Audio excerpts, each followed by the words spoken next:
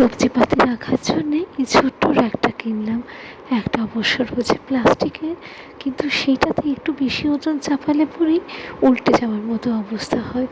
জিনিসটা দেখতে কিন্তু ভারী সুন্দর হয়েছে, ছোট্ট হলে পরেও দরকারি।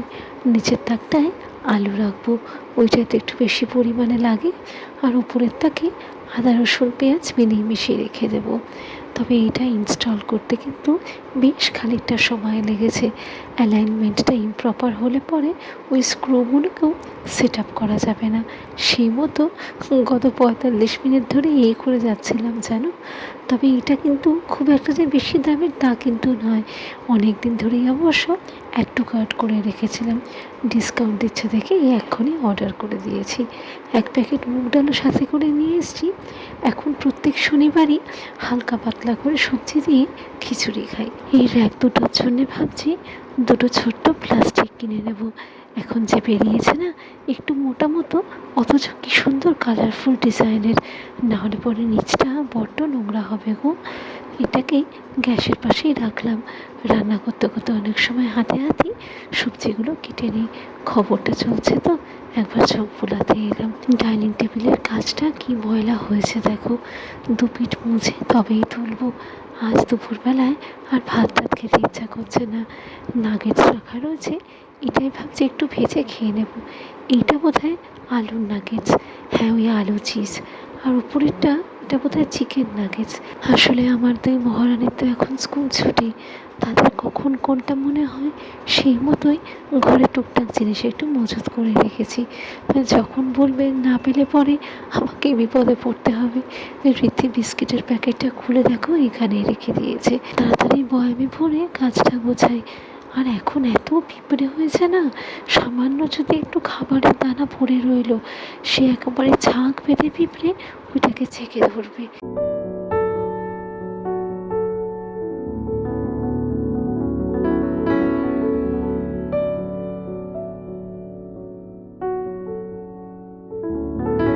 এটা হতে হতে 2 মিনিট খবরে চোখটা বুলিয়ে আসি।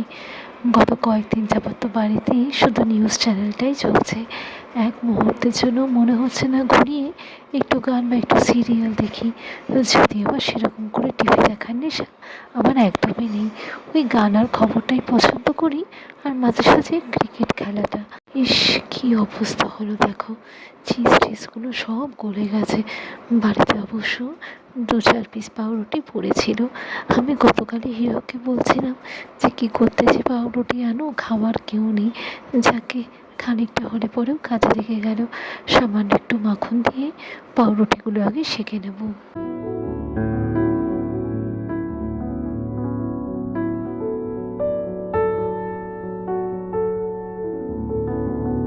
সামান্য একটু মজারেলা চিজ দিয়ে দিচ্ছি। বাড়িতে একটা ছোট্ট প্যাকেট চিজে এনেই রাখি, কখন কোনটাতে লাগে অল্প করে একটু চাও করে নিই। আজ দুপুরের খাবারটা কিন্তু বেশ অন্যরকম বলো। চা, সাথে টোস্ট আর বিস্কিট। চলো দেখি এবার নিই, গরম গরম খেয়ে নিই। এই রবীন্দ্র জয়ন্তী বাংলা ও বাঙালির জন্য এক ঐতিহাসিক মুহূর্ত। আমরা যারা দেশ বিদেশে ছড়িয়ে ছিটিয়ে থাকি, ইকুয়ালি কিন্তু ওয়েস্ট বেঙ্গলের জন্য আমরাও কনসার্নড। আফটার অল আমাদের রুটটাও তো এই বাংলাতেই। বাংলার উন্নতি হওয়া মানে দেশেরও ডেভেলপমেন্ট। আমার তরফ থেকে তোমাদের প্রত্যেককে করজোড়ে মেনি কনগ্রাচুলেশনস, অভিনন্দন ও শুভেচ্ছা। আগামী দিন তোমাদের খুব ভালো কাটুক।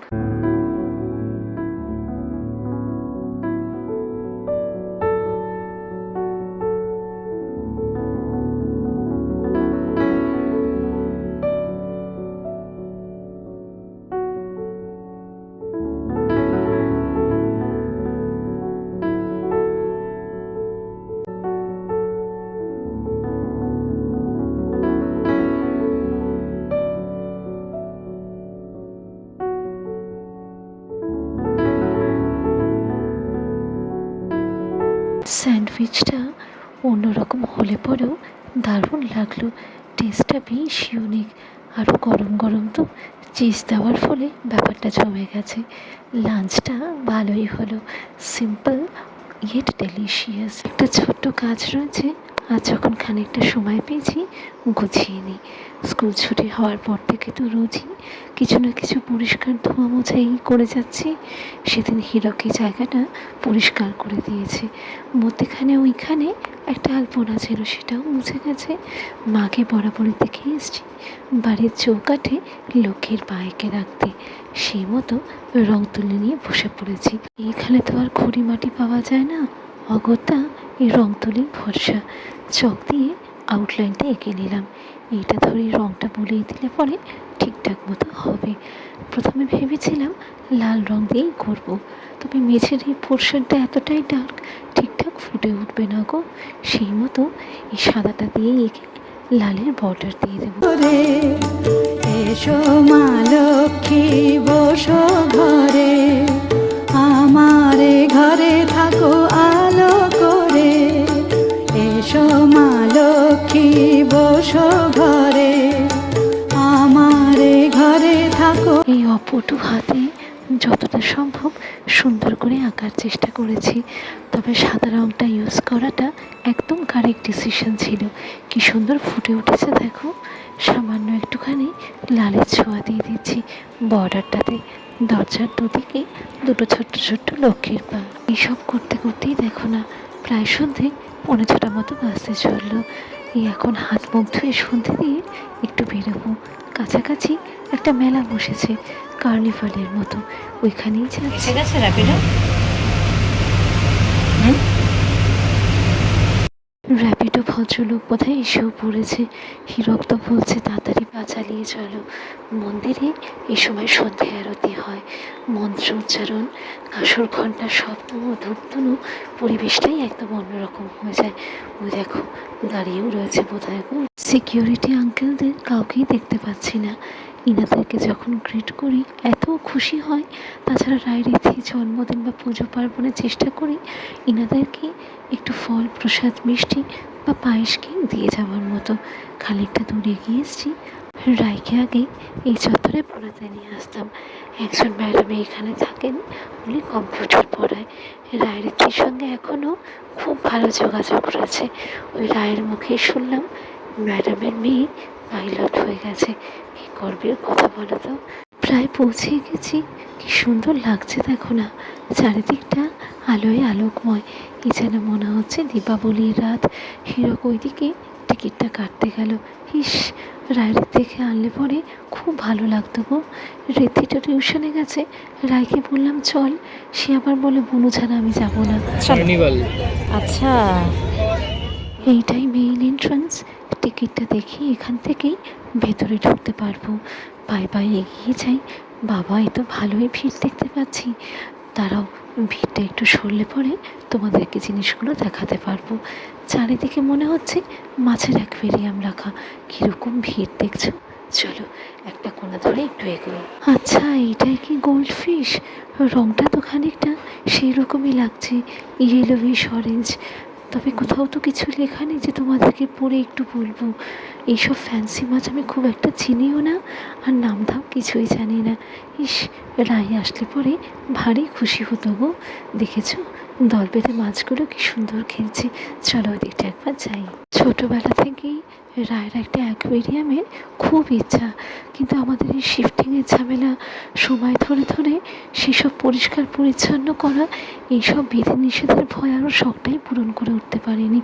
বাবা, এই মাছগুলো বেশ অন্যরকম দেখতে তো। মুখের কাছটা কীরকম যেন খানিকটা কুমিরের মতো লাগলো। চলো এই দিকটা এবার এখানেই জল পড়ে আসবে। তোমাদেরকে একটু দেখানোর চেষ্টা করব, তবে যা ভিড়।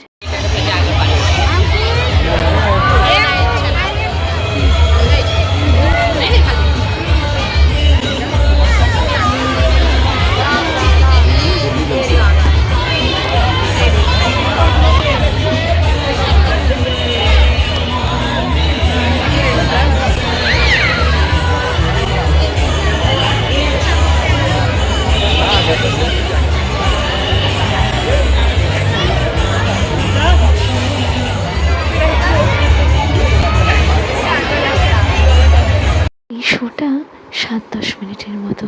চলো ওই দিকটা একবার ঢু মেরে আসি। বাবা, এই যেন মনে হচ্ছে মাছের আঁতুড় ঘর। দাঁড়াও, একটা জিনিস দেখায়। এই যে এগুলি পরেই ডান দিকে বাঁ দিকে তো মাছ রয়েছেই, পায়ের তলায় দেখো না মাছগুলো দল বেঁধে কি সুন্দর খেলা করছে।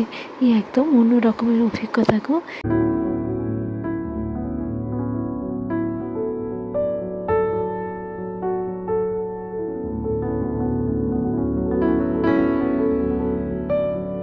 ওই মাছের টানেল থেকে বেরিয়েই এইসব দোকানপাটগুলো। হ্যাঁ চলো চলো, হ্যাঁ হ্যাঁ।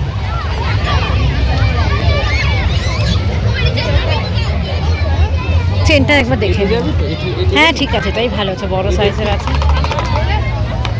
হেন কোনো জিনিস নেই বোধহয় এই দোকানে পাওয়া যায় না। কাঠের লাট্টু, আচমকাই ছোটোবেলার কথা মনে পড়ে গেল গো। এদিকে নানা রকম জিনিস দেখতে পাচ্ছি, কাঠের রুটি রাখার বাক্স। এসব জিনিসগুলো আমার যে কী ভারী পছন্দের, তবে ভেতরটা একটু নোংরা গো। কেউ মনে হয় খাবার রেখে খেয়েছে। যাকে চলো ওইদিকে যাই, নেওয়ার মতো এখন পরিস্থিতিও নেই। উঠে যাবে গো, রংটা থাকবে না, একদম ছোটে যাবে। রায়ের জন্যে একটা ঝুমকো কানের দুল খুঁজছিলাম, তবে এখানে যে জিনিসগুলো দেখতে পাচ্ছি খুব একটা টেকসই না। বাবা, কীরকম ভিড় দেখতে পাচ্ছ! এ যেন যত সময় এগোচ্ছে তত ভিড় বাড়ছে। এদিকেও সব টুকটাক হরেক মাল 10 টাকার জিনিসের। রীতির জন্যে 2-3টে স্যাটিনের রাবার ব্যান্ড কিনবো। ওইটাই ওর ভীষণ লাগে। আসলে 2 দিন ছাড়া ছাড়াই সে তো ছিঁড়ে যায়। ছোট্ট বাচ্চা পুচকেটাকে দেখো না, কি সুন্দর তার খেলনাটা নিয়ে টুকটুক করে হেঁটে এগোচ্ছে। চলো ওদিকটা একবার যাই।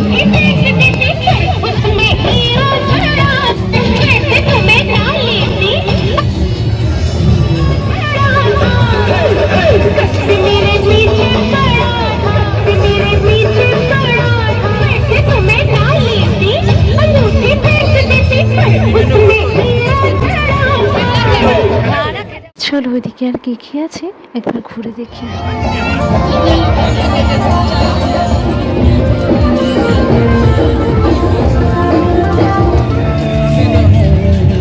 কি করছো?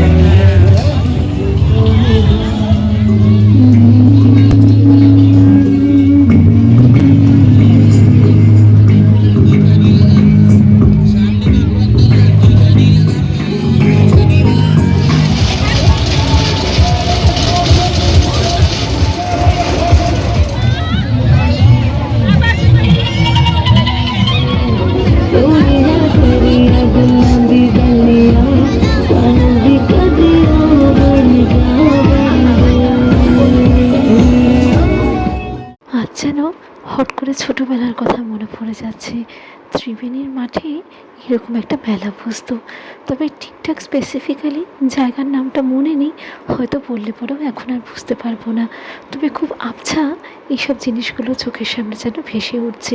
তোমরা হয়তো বললে পরে হাসবে, এইসব রাইডগুলোতে কিন্তু আমি আজ অবধি একদিনও চড়িনি। বাবা, এতবার উপর নিচ হচ্ছে দেখিয়ে তো একেবারে গা শিউরে উঠছে। চলো দেখি ওই দিকটা একবার ঘুরে আসি। বেশ ভিড় দেখতে পাচ্ছি। একটু আগে এখানে বেশ জমজমাটি নাচ গান হচ্ছিল। তারপরেই শুরু হলো আইসক্রিম নিয়ে খেলা। বাচ্চা মেয়েটা তো সে রেগে মেগে এক অবস্থা, আর এখন তো তাকে টোকা মারলে পরেই সে কেঁদে দেবে। ওই দেখো না। চলো দেখি, মেলার প্রায় শেষ প্রান্তে চলে এসেছি। আর কোথায় কী রয়েছে একটুখানি চোখটা বলে এবার বেরিয়ে যাব।